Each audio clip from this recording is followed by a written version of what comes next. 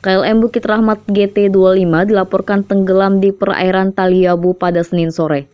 Tim SAR kemudian melakukan evakuasi pada Senin malam.